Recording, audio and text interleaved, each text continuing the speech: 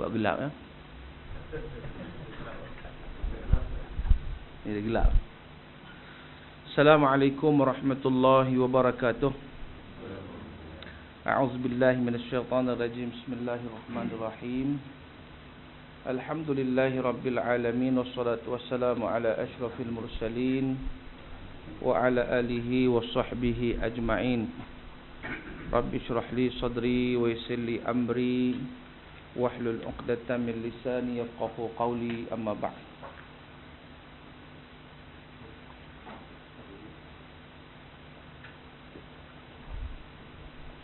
Tuan-tuan muslimin dan muslimat yang dirahmati Allah Ta'ala sekalian, alhamdulillah, sama-sama kita panjatkan kesyukuran kita kepada Allah Ta'ala kerana pada tengah hari yang berbahagia ini sekali lagi kita dipertemukan untuk sama-sama kita meneruskan perbincangan kita dalam kitab fiqh. Ada bagi pindah tu tak bawa pula. Dan sesiapa, macam biasalah, siapa-siapa punya soalan boleh terus ajukan ya. Boleh talian SMS dan juga boleh juga dibincangkan nanti lepas kuliah. Kita sampai kepada solat istisqa Betul. Solat istisqa. Kau ikut tanda sini lah.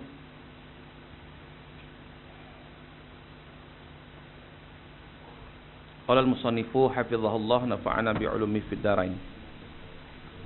Muka surat 293. Jumpa? Solat istisqa. Istisqa maknanya solat minta hujan. Solat minta hujan. Saya dimaklumkan bahawa di Mekah dibuat solat istisqa hari ini.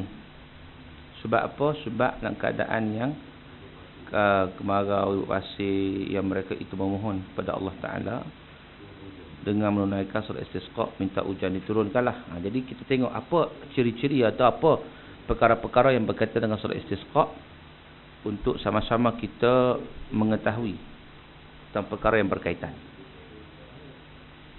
Apa? Ustaz sama? 293. Itu pasal apa? Ni raya, tarik. Lambat pergi raya.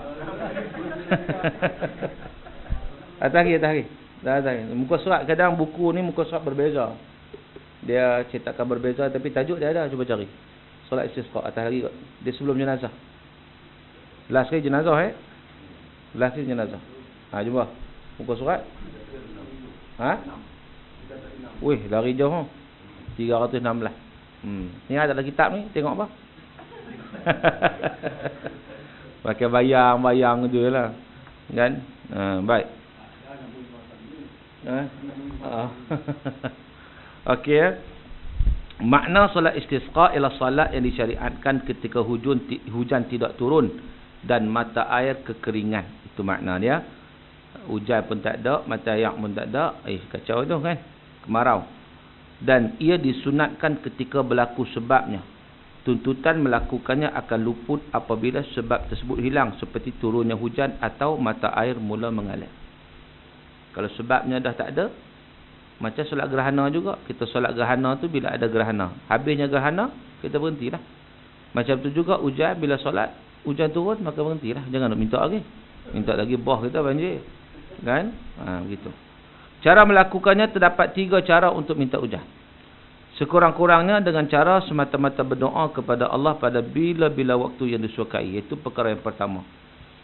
Iaitu berdoa lah. Allah Ta'ala kata, Udu'uni astajib lakum, doa kepada aku akan perkenankan. So kita berdoa. Itu yang pertama, paling kurang. Cara pertengahan berdoa selepas bangun daripada rokok pada rakaat akhir solat yang diwajibkan atau selepas selesai solat. Maknanya macam kita baca doa qunut. Doa qunut ni bukan hanya kita solat subuh sahaja. Doa qunut boleh dibaca pada setiap solat. Contoh kita solat zuhur.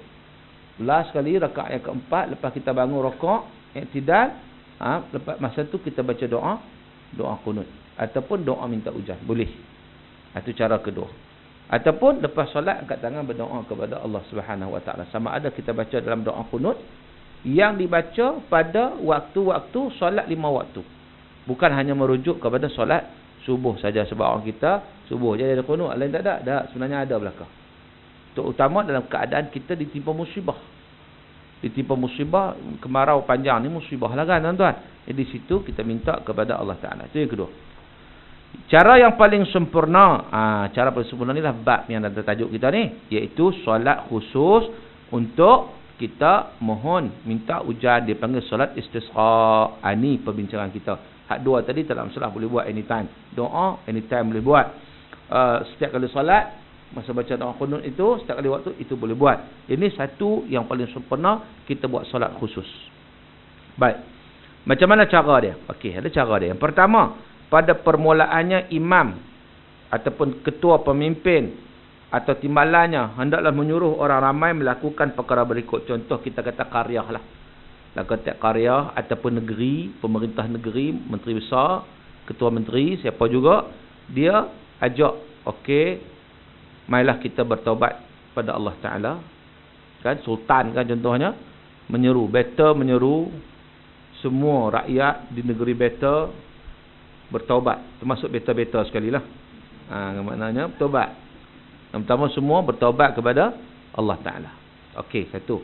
Yang kedua, bersedekah kepada fakir miskin. Meninggalkan segala bentuk kezaliman. Ataupun mengembalikan hak orang. Kita nak minta ke Allah ni biar kita betul-betul ikhlas betul. Kalau kita zalim orang, kita nak minta apa? Kan? Bila kemudaratan tu kena dengan kita kena sekali. Jadi, kembalikan. Kalau ada kezaliman kita buat kat orang, kita minta maaf, hak-hak orang kita ambil, kita kembalikan. Itu yang kedua. Lepas tu kita banyak sedekah terutama kepada orang susah. Yang ketiga, berpuasa selama 4 hari berturut-turut. 4 hari tu kita puasa. Isnin, Selasa, Rabu, Khamis. Contohnya, hari ni Khamis lah. Daripada Isnin tu kita puasa. Sampai hari ni, hari Khamis. Kemudian, semua perkara itu sunat dilakukan kerana ia akan menjadi faktor kepada penerimaan doa oleh Allah Ta'ala sebagaimana yang sabit dalam hadis yang sahih. Benda-benda tu kita buat. Itu faktor penerimaan doa. Yang kedua, imam atau pemimpin keluar bersama-sama mereka, orang ramai pada keempat hari ni. Kita puasa Isnin, Selasa, Rabu, hari Khamis kan. Kita keluar ramai-ramai dalam keadaan berpuasa, memakai pakaian yang lama. Kalau jangan pakai baru, pakai lama-lama. Nak menunjukkan kehinaan. Kemudian dalam keadaan khusyuk dan hina, pergi ke satu padang yang luas. Padang. Kemudian imam atau naibnya solat bersama-sama orang ramai 2 rakaat solat seperti solat 2 rakaat hari raya. Ditunai solat macam 2 rakaat hari raya. Baik. Ibnu Majah dan lainnya meriwayatkan daripada Ibnu Abbas katanya Rasulullah telah keluar dari keadaan tawadhu', menghina diri kepada Allah, khusyuk dan merendah diri, kemudian baginda solat 2 rakaat sebagaimana solat pada hari raya. Jadi solat istisqa buat macam solat hari raya. Apabila selesai solat, imam hendaklah berkhutbah dengan 2 khutbah seperti khutbah hari raya, kecuali kedua-duanya hendak dimulai dengan istighfar 9 kali pada khutbah pertama dan 7 kali pada khutbah kedua, ganti pada takbir. Dia serupa solat raya, cuma beza sikit situ ya. Takbir kalau raya takbir raya kan, tak ada. Yang keduanya khutbah itu, kalau khutbah raya dia bermula dengan Allahu Akbar, Allahu Akbar, Allahu Akbar, Allahu Akbar, Allahu Akbar, Allah 9 kali pada khutbah yang pertama. Tetapi kalau khutbah istisqa, istighfar, Astaghfirullahalazim, Astaghfirullah, Astaghfirullah, Astaghfirullah 9 kali pada khutbah pertama, 7 kali pada khutbah yang kedua. Sebab apa? Firman Allah, Istaghfiru rabbakum innahu kana ghaffara yursilis samaa'a 'alaikum midrara. Mohonlah ampun kepada Tuhan kamu, sesungguhnya Dia adalah Tuhan yang Maha Pengampun. Nescaya Dia akan menurunkan kepadamu hujan yang lebat. Sebab itu tuan-tuan, para ulama sebut, macam Hasanul Basri, dia kata kunci kepada rezeki adalah istighfar. Ini rezeki ni. Hujan tak ada rezeki kan? Turun hujan itu rezeki. Sebab itu apabila orang datang berjumpa dengan Hasanul Basri, kita tahu kan Hasan Basri? Kan? Hasan Basri ini seorang ulama tabi'in, mati tahun 110 Hijrah. Dan dia juga disebut sebagai imam kepada golongan mutasawwifin, tasawuf.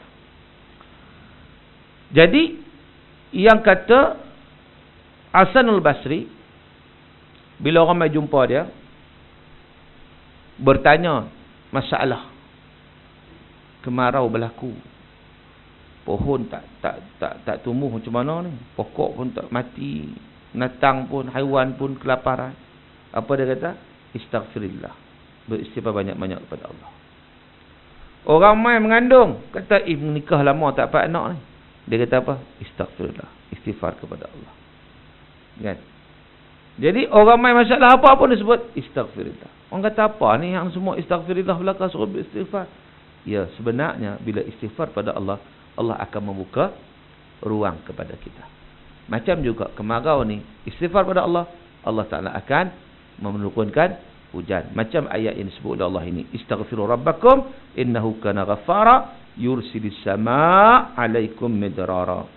Baik, apabila khutbah kedua bermula dan berlalu 1/3 daripadanya, khatib hendaklah berpaling ke arah kiblat dengan membelakang ke orang ramai dan mengubahkan kedudukan kain lepas bahagian atas yang balut tubuhnya dengan dijadikan bahagian atas ke bawah, bahagian bawah ke atas, bahagian kanan ke kiri dan bahagian kiri ke kanan bagi menyatakan keadaan pertama hina di hadapan Allah Ta'ala.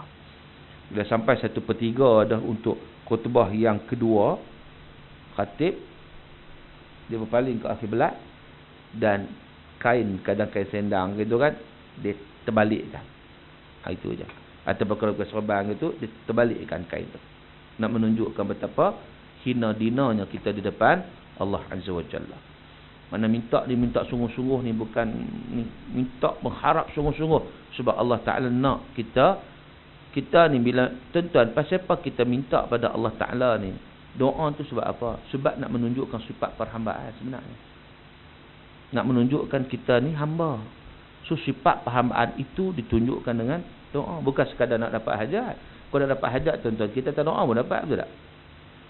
Tuan-tuan, pagi tadi tuan-tuan bangun tidur, tuan-tuan minta tak nak dapat nafas hari ni? Minta tak? Ya Allah bagi nafas pada aku ni. Minta tak? Tak minta pun kan? Allah bagi tak? Bagi. So ada banyak benda yang kita tak minta pun Allah bagi. Kan? Jadi maknanya tuan-tuan, sebab itu kadang-kala doa itu bukan sekadar untuk minta, tetapi doa itu adalah untuk menunjukkan sifat perhambaan. Sifat kita kata lemahnya kita, sifat kerdilnya kita, sifat kita ni mengharap pada Allah. Allah nak tengok kita macam tu. Itu sifat sebagai seorang hamba, bukan ego, bukan sombong, bukan super ego dan pelbagai lagi. Baik. Ibnu Majah meriwayatkan daripada Abu Hurairah, katanya Rasulullah SAW telah keluar pada hari meminta hujan. Lalu baginda salat bersama kami dengan 2 rakaat tanpa azan dan iqamah. Tanpa azan dan iqamah sebab salat sunat memang tak ada azan, tak ada iqamah. Tak ada Kemudian baginda berkhutbah kepada kami dan berdoa kepada Allah serta mengubah wajahnya, yang ini berpaling ke arah kiblat dalam keadaan mengangkat kedua tangannya. Kemudian baginda menukar kedudukan kain dengan dijadikan bahagian kanan ke bahagian kiri dan bahagian kiri ke bahagian kanan. Orang ramai juga disunatkan melakukan apa yang dilakukan oleh khatib. Khatib disunatkan supaya banyak beristighfar, berdoa, bertaubat dan tunduk menghinakan diri serta bertawassul dengan golongan yang saleh dan juga bertakwa. Baik. Al-Bukhari meriwayatkan daripada Anas bahawa Umar Al-Khattab apabila rakyat ditimpa kemarau, dia telah berdoa minta hujan dengan bertawassul dengan Abbas bin Abdul Muttalib. Tawassul ni apa? Perantaraan. Perantaraan dengan orang saleh. Kita bertawassul minta tolong orang saleh. Yang hidup bukan yang mati ya. Yang mati tak lah, yang tak boleh lah, yang hidup. Dan bila mana Umar ni, bila zaman dia, bila kemarau, Nabi dah tak ada waktu tu, dia pergi jumpa dengan Abbas bin Abdul Muttalib, iaitu bapa saudara Nabi. Ya Allah ya Tuhanku, dalam doanya, sesungguhnya kami pernah bertawassul kepada engkau dengan Nabi kami, lalu engkau turunkan hujan kepada kami, dan sesungguhnya sekarang kami bertawassul kepada engkau dengan bapa saudara Nabi kami, maka turunkanlah hujan kepada kami. Kemudian Anas kata, kemudian hujan diturunkan kepada mereka. Mana boleh bertawassul dengan seorang yang saleh. Kalau Nabi bertawassul dengan Nabi dijadikan antaraan untuk minta kepada Allah Ta'ala kan? Tapi Nabi dah wafat, maka Sayyidina Umar bertawassul dengan Abbas, bapa saudara Nabi. Dan Anas bin Malik perawi hadis ni kata, lepas doa-doa apa semua, hujan pun turun. Allahu Akbar. Memang Allah Ta'ala bagi kan. Yang keempat, disunatkan membawa kanak-kanak kecil, orang tua, binatang ternakan ke tempat solat, kerana musibah yang berlaku adalah menimpa semua sekali. Musibah ni bukan timpa kita aja, musibah timpa semua, haiwan, kanak-kanak semua sekali. Dan ahli zimmi, mereka tidak seharusnya dilarang daripada menghadiri majlis tersebut. Orang bukan Islam. Tapi dia ni kafir zimmi. Kafir zimmi ni kafir yang hidup dalam sebuah negara Islam, yang dia ikut peraturan. Dia tak bukan kafir harbi. Kafir harbi ni nak perang dengan orang Islam ni. Dah. Jadi kafir zimmi ni dia boleh hadir walaupun dia tak salat. Sebab dia kafir kan. Dia hadir, dia duduk dalam program kan. Antara doa Rasulullah ketika minta hujan. Apa doa Rasulullah? Ini dia bawa sini ya. Allahumma ja'alha suqya rahmah wa la taj'alha suqya azab wa la mahqin wa la bala wa la hadmin wa la gharaq. Allahumma 'ala adh-dhirabi wal akam wa manabiti asy-syajar wa butulil awdiyah. Allahumma hawalaina wa la 'alaina. Allahumma asqina ghaithan mughitha hani'an mari'a mari'a saham 'amma غدق طبق مجللا دائما إلى يوم الدين اللهم اسقنا الغيث ولا تجعلنا من القانطين اللهم إن بالعباد والبلاد من الجهد والجوع والضنك ما لا نشكو إلا إليك اللهم أنبت لنا الزرع وأدر لنا الضرع وأنزل علينا من بركات السماء وأنبت لنا من بركات الأرض واكشف عنا من البلاء ما لا يكشفه غيرك اللهم إنا نستغفرك إنك كنت غفارا فأرسل السماء علينا مدرارا. Itu antara doa yang Nabi baca. Maksud dia, ya Allah, jadikanlah hujan yang akan turun sebagai rahmat kepada kami. Janganlah kamu jadikannya sebagai azab, penghapus, bala, kehancuran dan banjir kepada kami. Kita minta hujan tuan-tuan, tapi kita minta rahmat. Jangan jadi kalau banjir jadi masalah pula, musibah kan. Ya Allah, turunkanlah hujan ke atas bukit-bukit kecil, batu-batu besar, tempat tumbuh pohon dan di perut-perut perlembahan. Ya Allah, turunkanlah ia di sekitar kami, bukan ke atas kami. Ya Allah, siramkanlah kami dengan hujan yang menyelamatkan kami dari kesusahan, yang menyedapkan kami, yang menyubur dan membesarkan tanaman. Juga hujan yang menembusi tanah yang banyak dan menyeluruh serta berterusan hingga hari akhirat. Ya Allah, siramkanlah kami dengan hujan dan jangan engkau menjadikan kami terdiri daripada golongan yang berputus asa. Ya Allah, sesungguhnya hamba-hambamu dan negeri ini sedang menghadapi kesusahan, kelaparan dan kesepitan, yang kami tidak mengadu melainkan kepadamu. Ya Allah, tumbuhkanlah bagi kami tanaman dan perbanyakkanlah bagi kami susu, dan turunkanlah ke atas kami keberkatan langit, dan tumbuhkanlah bagi kami daripada keberkatan bumi. Hindarkanlah kami daripada bala, yang mana bala itu tak dapat dihindarkan melainkan olehmu. Ya Allah, sesungguhnya kami mohon keampunanmu, sesungguhnya engkau adalah Tuhan yang maha pengampun, maka kirimkanlah kepada kami langit yang mengandungi banyak air. Baik, itu antara doa yang diajar oleh Nabi SAW ketika mana minta doa untuk minta hujan. Jadi tuan-tuan, jadi kalau hujan banyak pun kita minta hujan jangan berhenti, tapi diturunkan di sekitar kita, bukan atas kita. Untuk boleh ambil pendek tak apa. Takut nak apa panjang tak boleh. Kalau hujan tak berhenti tuan-tuan, hujan tak berhenti, buat macam mana nak buat? Takut banjir kan? Minta doa pula kepada Allah. Allahumma hawalaina wala alaina. Ingat itu je. Allahumma hawalaina wala alaina. Ya Allah, turunkan hujan tu di sekitar kami, bukan atas kami. Sebab apa? Sebab kalau kita nak tolak, ya Allah jangan turunkan hujan, jangan. Itu rahmat. Seolah kita menolak rahmat. Jadi kita minta supaya hujan itu tak turun atas kita, turun sekeliling kita. Sebab apa? Hujan tetap diperlukan. Tapi kalau kita kat kita banyak air makin naik kan. Itu doa yang kita boleh baca tuan-tuan dalam keadaan yang kata kalau hujan turun berterusan tadi. Baik. Habis solat istisqa, bab minta hujan. Sekarang kita nak masuk tajuk yang terakhir dalam kitab yang pertama ini, iaitu perkara-perkara berkaitan dengan jenazah. Ini kitab fiqh haji tuan-tuan, kitab fiqh mazhab Syafi'i jilid pertama ni kita sampai pada tajuk yang terakhir. Tajuk terakhir. Tadi tajuk kedua terakhir. Hukum yang berkaitan jenazah adalah tajuk yang terakhir dalam kitab ini. Baik. Ketahuilah semua manusia disunatkan supaya banyak ingat mati. Kerana Rasulullah bersabda, "Aktsiru min zikri hadhimil ladzat." Perbanyakkanlah mengingati perkara yang menghancurkan kelazatan. Iaitu yang memutuskannya dengan segera, iaitu mati. Jadi ingat mati ni sunnah tuan-tuan.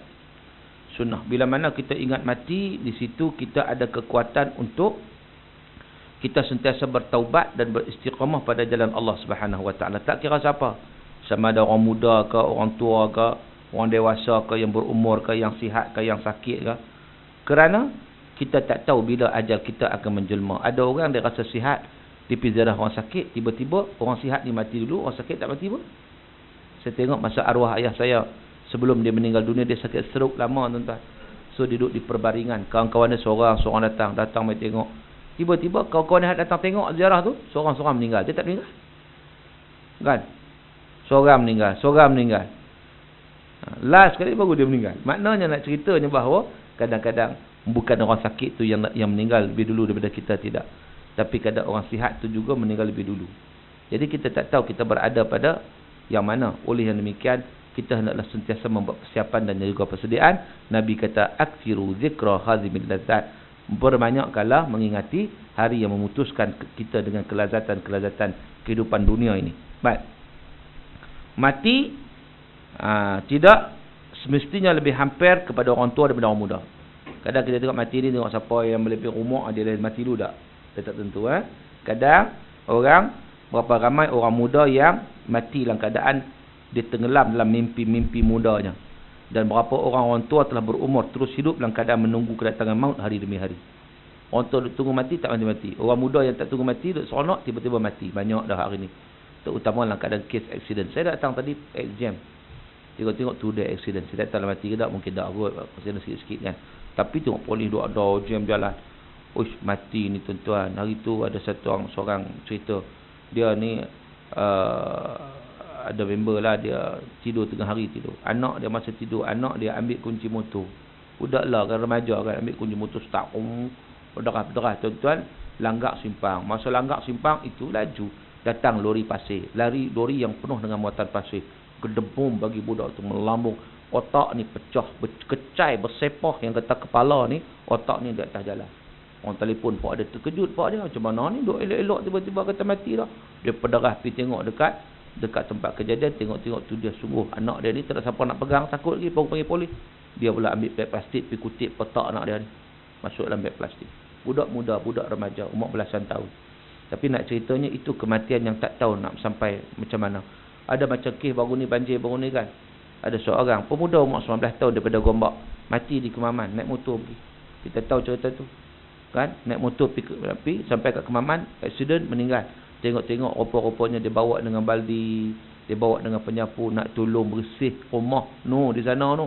Oh, bagus dia, semangat dia bagus. Tapi Allah sayangkan dia dulu, dia meninggal dalam keadaan begitu. Umur muda 19. Jadi tuan-tuan nak cerita mati ni, dia bukan tua saja. Orang tua yang menunggu mati, umur 90 tak mati-mati. Orang kadang umur 90, 100, make work mati. Tak kan? Ingat dah make work. Make work 100 lebih tu, hak menikah muda tu. Make work orang Terengganu tu kan? Orang Terengganu tu make work tu yang laki dia umur 40-an tu. Kan? Hidup kan? Hidup lagi kalau ikut 100 lebih, kalau kita 100 lebih ni. Orang muda, cucu dia mati dah abang. Anak-anak mati, ramai yang kita jumpa. Bapa, anak dia dah mati, cucu dia mati, dia tu ada. Macam baru ni seorang makcik. Anak bongsu dia umur 30 lah, 30 lebih lah. Anak bongsu pun dia pun tua dah. Anak dia mati dulu, kena bisui ya. Kena bisui ya. Pergi buat operation, entah macam mana kita kuman mati. Itu dia. Dalam keadaan anak bongsu dia, yang dia tu, bayang anak bongsu dia tu terang mana kan. Dia tu hidup ni. Jadi maknanya di situ, kadang-kadang mati ni satu benda yang kita tak tahu, cuma kita kena buat preparation. Apabila seorang insan ditimpa sakit, maka tuntutan supaya ingat mati lebih kuat. Begitu juga dengan persediaan untuk mati. Ia lebih perlu dan sangat penting ketika itu. Kalau kita sakit lagi lah tuan-tuan. Sebab kita tak tahu macam mana. Kan? Baik. Tindakan terhadap seorang Muslim ketika nazak. Jadi tuan-tuan, kita ni, kita mengaji dalam bab fiqah ni, bila mana orang nazak, kita nak buat apa? Nak tengok hukum. Apa kita nak buat? Iaitu, kalaulah nampak tanda-tanda nazak dah ni, dah tak stabil dah ni, kan? Maka, pertama sekali, ahli keluarga, sunat membaringkannya di atas lambung kanan dengan mukanya menghadap kiblat. Baringin. Baca kita tidur kan. Baring, lambung kanan, menghadap kiblat. Kalau sekiranya susah untuk buat demikian, maka baring dengan terentang lah. Katakan kiblat sana, terentang kaki menghadap, kepala ni diangkat sikit menghadap kiblat. Macam orang sakit kan. Kalau elok menghadap gitu, tidur ni. Kata kiblat sana, kita tidur kepala ni, kaki belah ni tidak mengiring. Kan melambungkan macam kita tidur dalam macam tidur lah kan. Dibaringkan macam tu. Tapi kadang-kadang susah macam ni, orang sakit ni kan, susah nak duduk gitu. Maka kita buat terlentang. Terlentang macam mana? Macam orang bagi terlentang. Kata kiblat sana, kaki gitu, kepala gitu. Kepala ditinggikan sikit, tak bantai tinggi sikit. Bagi mana kepala dia menghadap kiblat. Orang kata dia kaki menghadap, tak apalah kaki menghadap kiblat ni. Tapi yang penting kepala juga menghadap kiblat. Itu cara dia. Okey, ni nazak ni. Tengok. Kita nak buat apa? Sunat diajar kepadanya kalimah syahadah. Dengan cara lembut, bukan paksa, bukan mendesak. Ia dilakukan dengan ulang-ulang kalimah tersebut tanpa menyuruhnya supaya melafazkan. Tak suruh dia, mengucap, nak mengucap, nak ayah mengucap ayah. Jangan suruh. Kita ajar aja. Nabi kata laqinu mautakum la ilallah. Ajarkan orang yang hampir mati di kalangan kamu dengan kalimah la ilallah. So kita pergi pendak kat telinga dia. La ilaha illallah. Slow. Lepas tu kita tengok reaksi. Mulut tak bergerak.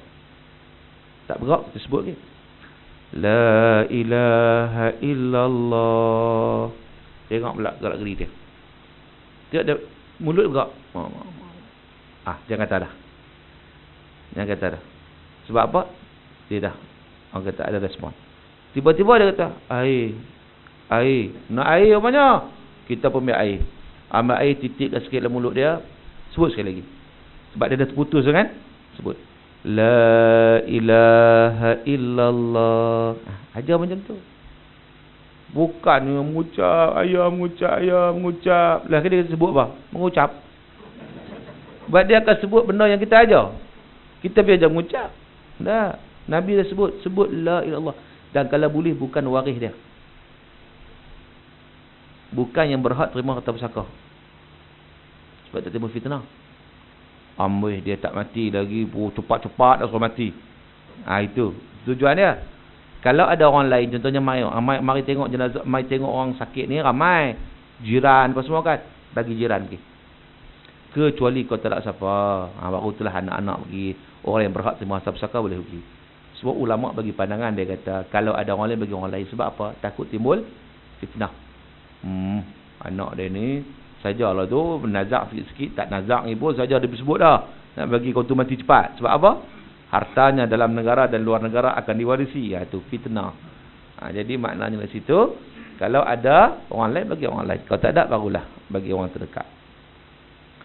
Jadi tuan-tuan sebut gitu. Bukan ini bukan drama tak pakai. Saya pun heran orang buat drama dia tak buat research kan. Orang buat drama dia buat research tak? Adakah dia boleh kawan nak mati tak payah ajak, tak payah apa kawan tu. Jagalah diri baik-baik sepeninggalan ayah nanti ya. Siap wasiat semua kan? Ayah nak pergi dah. Asyhadu an la ilaha illallah wa asyhadu anna Muhammadar Rasulullah. Mati. Amboi senangnya mati. Itu lebih drama. Mohong. Hakikat realiti tak macam tu, tuan-tuan. Drama boleh lah. Sebab dia tak mati, dia berlakon. Kalau betul-betul tuan-tuan tak ada masa duduk lagu tu, tak ada masa, kita nak kena ajak. Sebab tu Nabi abang. Nabi kata kita kena ajak ni. Sebab waktu tu dia dalam keadaan dah bela-bela. Tak nampak apa dah. Nazak ni, tak tahu apa dah ni. Setan nak main ganggu macam-macam lagi dah. Waktu tu kita ajak kalimah Allah, la ilallah itu di telinga dia, di telinga kanan dia. Supaya dapat masuk dalam jiwa dia. Itu. Baik. Sunat juga dibaca ke surah Yasin di sisinya kerana Rasulullah bersabda, Iqra'u ala mautakum Yasin. Bacakan kepada orang yang hampir mati dengan kamu dengan surah Yasin. Macam ni kita buat selalu. Maknanya boleh. Tengok dia ada ni baca Yasin. Baca Yasin pula baca elok-elok. Jangan baca ekspres rakyat. Kena pula si mati ni, bakal si mati ni tu Quran. Oh lagi lemah dia, lagi tak senang duduk dia. Apa ni hangpa baca tak betul kan? Baca elok-elok. Yasin wal Qur'anil Hakim innaka laminal mursalin. Baca satu.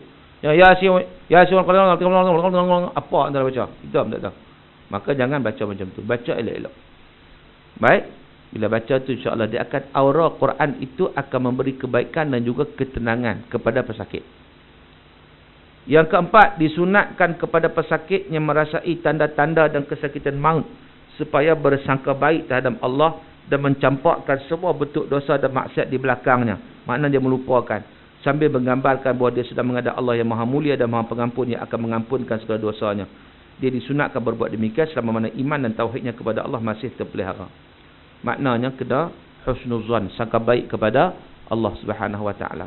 Walau macam mana sekalipun dia buat dosa, tetapi dia bila nak mati itu memang letak pengharapan yang baiklah Allah Taala ampun dosa. Itu buat macam mana lagi? Kalau nak mati pun suuzon pada Allah lah kan. Gitu. Sebab apa? Nabi kata hadis qudsi, ana inda zanni abdi bi, kata Allah, aku berada di sisi sangkaan hamba-Ku terhadapku. Jadi maknanya di situ apa maksud maknanya? Kalau kita sangka baik pada Allah, kita akan dapat kebaikan. Sebab itu bila Nabi SAW masuk pada satu pemuda, dalam hadis, dalam setengah hadis sebut, dalam setengah hadis, Rasulullah masuk pada dakhala ala syabin wa huwa fil maut. Nabi masuk pada seorang pemuda yang sedang nak meninggal.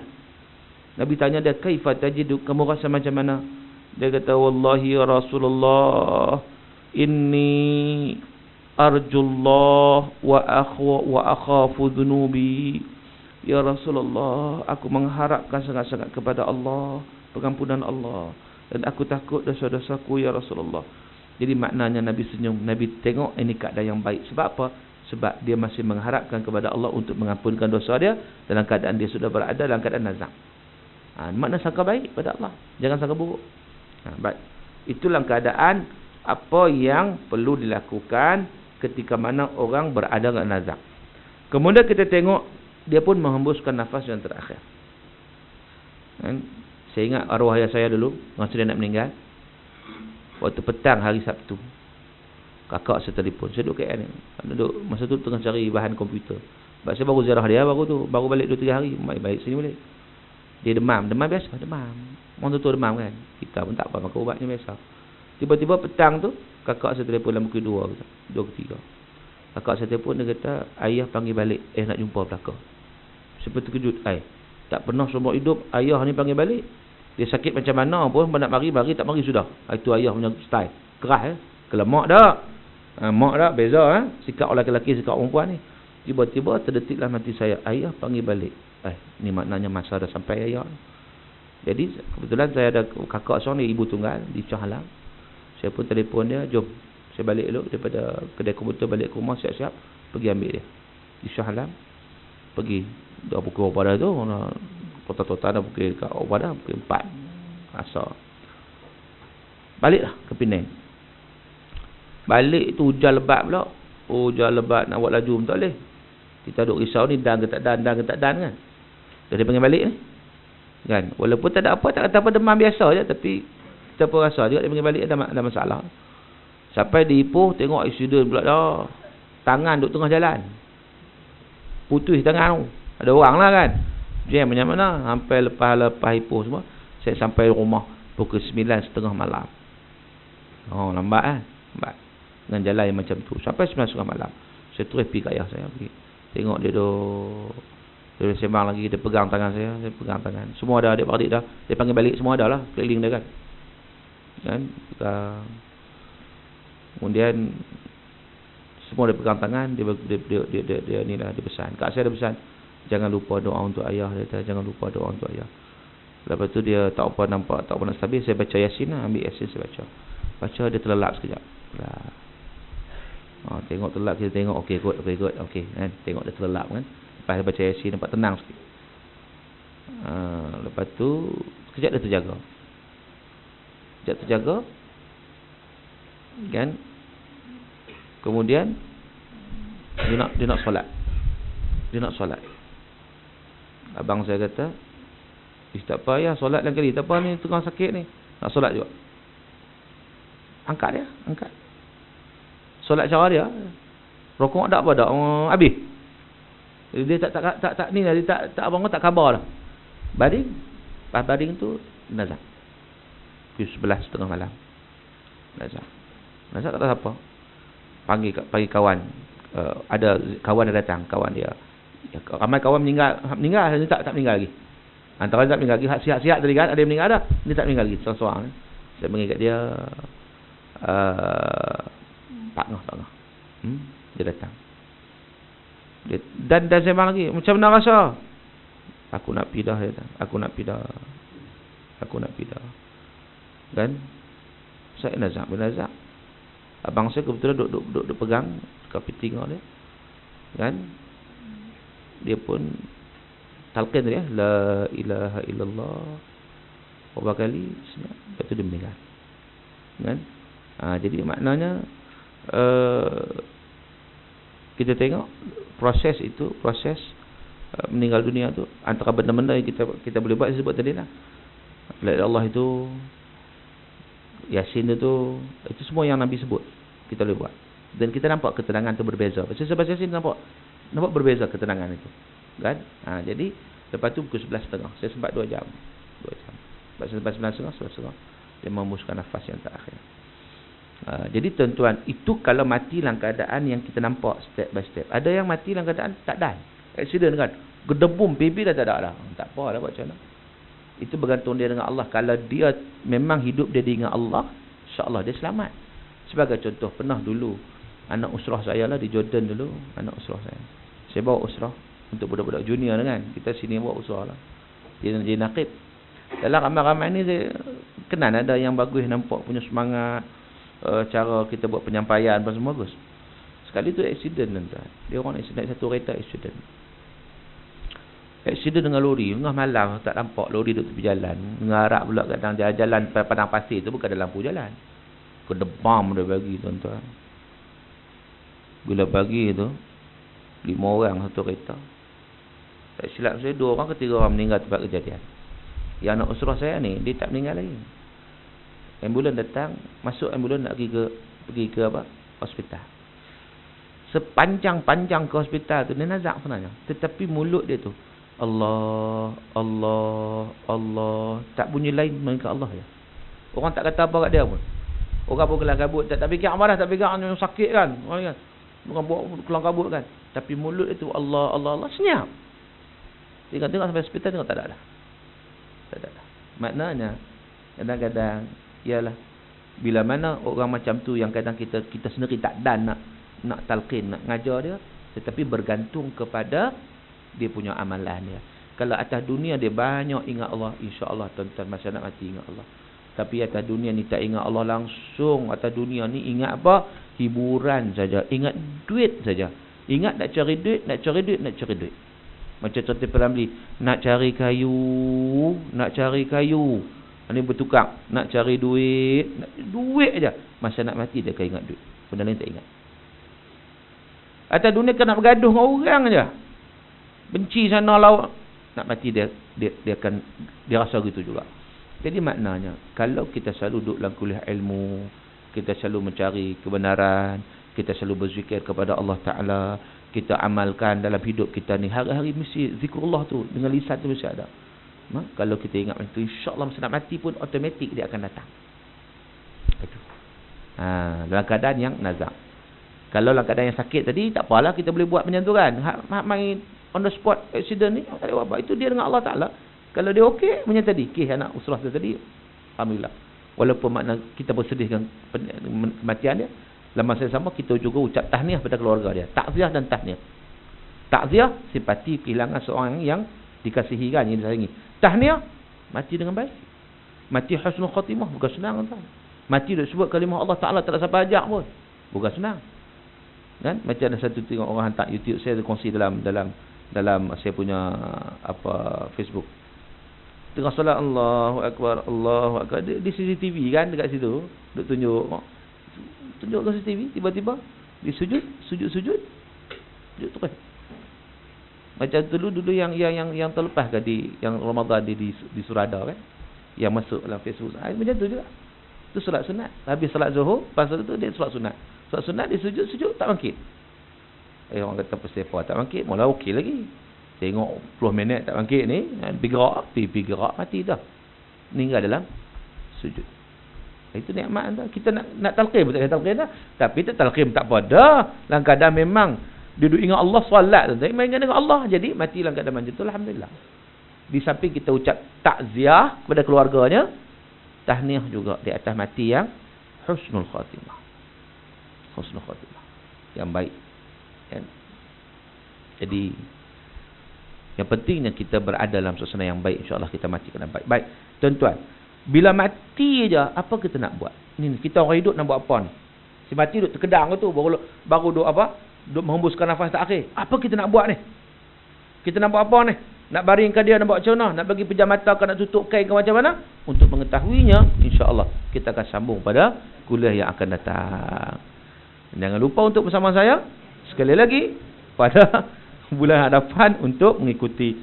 Yang penting ni untuk kita tahu apa yang perlu kita buat. Supaya apa? Supaya kita reti kalau berlaku pada keluarga kita, waris kita, kita tahu. Jangan duk tengok, oh panggil tu imam lah. Tu imam pun tak kenal. Ni diberi bangi tuan-tuan, saya tahulah. Tu imam tu ngepek saya, Ustaz. Macam mana ni? Mati baru cari tak kenal. Dia jumpa tu imam, tu imam mana tu imam? Jumpa tu imam lah. Tu cari tu imam ni, tu imam senyum. Hang ni memang tak pernah main semayang langsung. Tak pernah main langsung. Jumpa tu imam, tak kenal tu imam.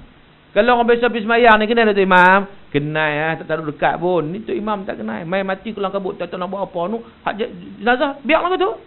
Pejam mata, dak apa, dak biarlah tu. Allahu Akbar tuan-tuan ni. Sebab tu kita kena tahu apa yang perlu kita buat. Jadi, insya-Allah, hak ni kita sambung pada kuliah akan datang. Sebab masa tak mengizinkan. Umpama lambat. Kan? Jadi kita buka soalan. Silakan siapa nak tanya apa? Soalan? Ya, silakan.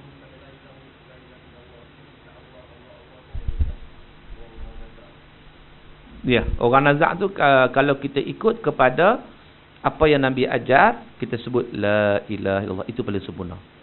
Dia tak apa dia sebut Allah, kata apa? Orang nazak tu kita tu la ilaha illallah. Gitu. Seluruhnya disebut tadi dah. Ini adalah soalan ni. Ustaz, kita solat ba'diyah maghrib, tiba-tiba ada orang usik kita untuk dijadikan imam maghrib. Perlu kuatkan bacaan Fatihah dan surah. Kita solat ba'diyah, kita solat sunat. Ba'diyah maghrib, orang duduk belakang mengikut dia jadi makmum. Kita solat sunat, tak perlu kita kuatkan. Kita baca-baca pelan macam biasa sebab kita solat sunat. Cuma kita jadi imam lah, dapat pahala jemaah. Dia jadi makmum sebab dia nak dapat pahala jemaah. So, jemaah itu terhasil, cuma kita oleh kerana kita solat sunat, kita baca pelan. Kita dah selesai puasa sunat 6 Syawal. Mana bila Syawal ni? Lama ni. Jika Syawal masih berbaki, boleh buat puasa sunat Isnin Khamis? Boleh. Tak ada masalah. Tak ada masalah. Boleh buat. Larangan motong kuku dan buang bulu di badan hanya untuk suami atau ayah sebagai ketua keluarga yang berkorban atau semua termasuk isteri dan anak. Bagi orang yang melaksanakan ibadah korban. Disunatkan itu setelah masuk 1 Zulhijjah. Ni pun dah lama ni. Esok lupa tu yang balik ni korban esok ni. Macam mana sunnah potong kuku sebenar? Sebab ada yang kata banyak hadis dhaif. Sunnah potong kuku adalah potong kuku lah. Kan? Dia potong kuku tu ada sahih. Cuma cara nak potong itu, itu menjadi khilaf. Nak potong jari mana dulu, itu pandangan-pandangan banyak lah. Apa jari potong kecil dulu apa semua. Tapi yang betul-betul sahih, potong kuku sendiri masuk dalam khamsun minal fitrah. Hadis yang sahih Imam Bukhari. Antaranya taqlimul adhafir, potong kuku. Ustaz minta Ustaz jelaskan tentang tata cara turun untuk sujud, tangan sebelum lutut. Larangan Rasulullah, jangan turun seperti seekor unta, turun untuk duduk. Jumhur ulama berdasarkan hadis Nabi SAW menyatakan turun ikut step, iaitu lutut dulu baru tangan. Ikut step, lutut, tangan, kepala. Itu jumhurul ulama 4 mazhab. Walaupun ada pandangan minoriti kata turun tangan dulu baru lutut. Kan? Itu minoriti. Kan? Jadi majoriti mengatakan turun lutut dulu baru tangan baru kepala. Itu dah sunat bagi orang yang mampu. Kalau bagi saya tak mampu, saya kaki. Nak kena tampung orang tangan kan. Saya turun tangan dulu. Tapi masa saya sihat dulu badan kecil sikit dulu turun dengan kalau badan besar sikit dia tak selesa sikit, benda itu afdal. Jadi bila boleh turun lutut dulu baru tangan. Itu ikut yang jumhur ulama lah berdasarkan hadis Nabi sallallahu alaihi wasallam. Baik. Kemudian ada lagi soalan nak tanya? Ya.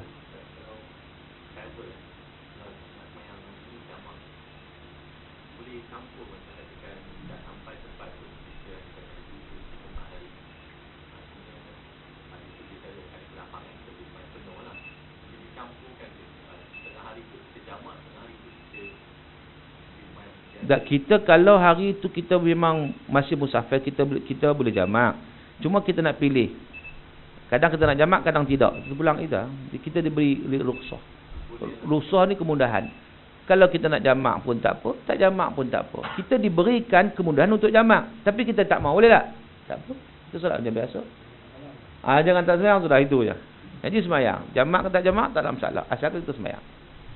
Kemudahan itu diberi. Kemudahan kita nak ambil, tak ambil, terpulang kat kita. Allah. Ya.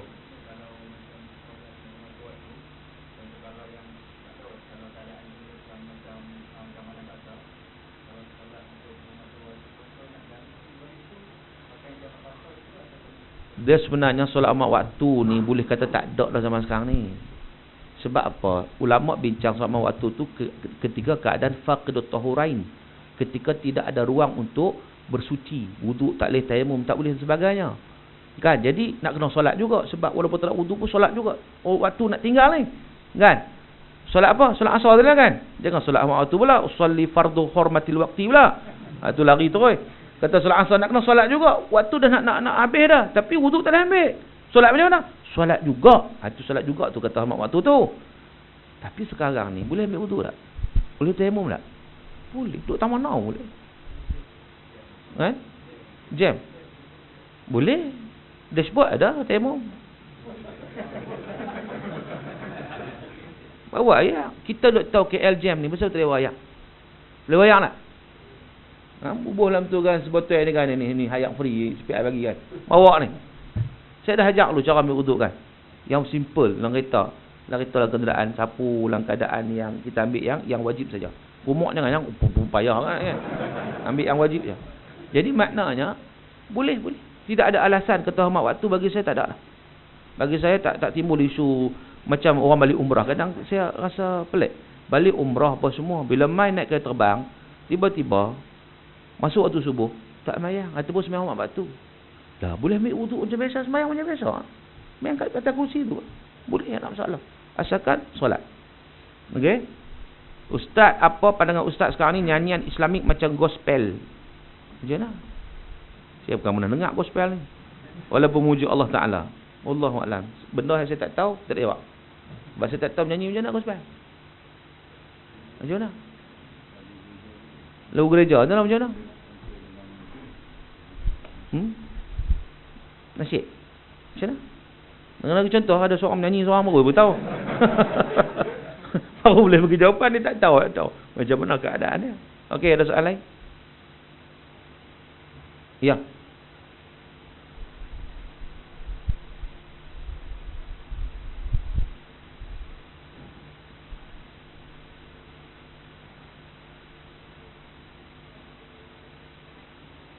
Tak boleh. Sebab tidak ada zakat untuk haji. Tak. Zakat ni untuk asnaf. Kita bagi kat dia sebab apa? Sebab dia miskin. Bagi kat dia untuk dia makan. Asas. Kan? Bukan zakat untuk pergi haji. Zakat pergi umrah. Tak ada. Zakat ni untuk dia fakir miskin. Dia susah. Ataupun dia fisabilillah. Kan? Ada seumpamanya lah. Jadi maknanya itu yang zakat tu. Banjir pun tengok juga. Kalau dia kaya, walaupun banjir, habis semua rumah, duit dalam bank 2 juta. Layak tak? Tak layak. Tapi kalau dia habis, semua habis. Dia terhutang. Berhutang lagi, rumah, apa lagi. Tu dapat tu. Masa banjir dapat. Sebab tu majoriti masa banjir dapat. Sebab kebanyakan memang susah. Kecuali dia bayangkan rumah tak ada habis semua. Hak duit ada sikit-sikit nak cover tak boleh kan. Itu kata terhutang. Mereka ini layak terima zakat. Tapi kalau dia memang orang kata kaya, orang betul kaya, kalau setakat hilang 2-3 biji rumah aku dah berlambak lagi, tak apa. Itu tak layak. Sebab dia tak masuk dalam asnaf tadi. Okey. Tu tengok. Zakat ni tengok asnaf je. So tengok benda lain, tengok asnaf je. Ada asnaf? Ada lah. Kalau tak ada? Tak ada lah. Itu je. Allahu a'lam. Lagi soalan? Tak ada.